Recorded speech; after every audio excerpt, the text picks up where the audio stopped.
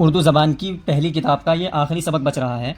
इस सबक के अंदर आखिर में गिनती लिखी हुई है। इन गिनती को भी पढ़ लेते हैं ताकि किताब बिल्कुल मुकम्मल हो जाए। और गिनती को पढ़ने का फ़ायदा ये भी होगा, आपको मालूम हो जाएगा जब आप इमला लिखेंगे तो बगैर देखे लिखने में भी ये गिनतियाँ काम आती हैं। ठीक है।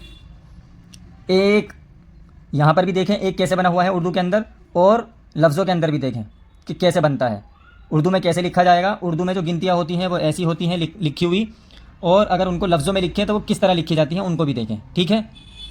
1 2 3 4 5 6 7 8 9 10 11 12 13 14 15 16 17, इसके आगे देखते रहें आप इस तरह करके, 18 19, इस तरह बनेगा, 20 21 22 23 24 25 26 27 28 29 30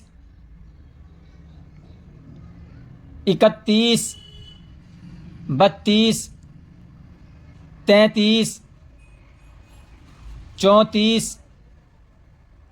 35 36 37 38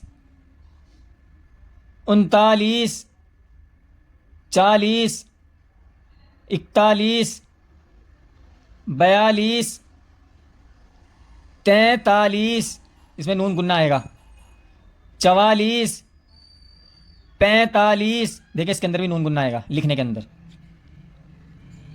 46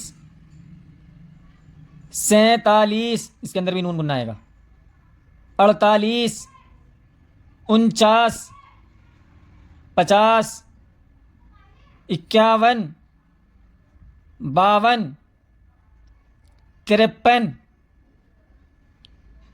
54 55 56 57 58 59 60 61 62 63 64 65 66 67 68 69 70 71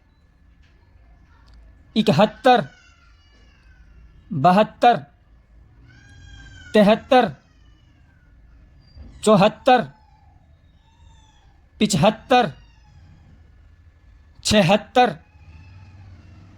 77 78 79 80 81 82 83 84 85 86 87 88 89 90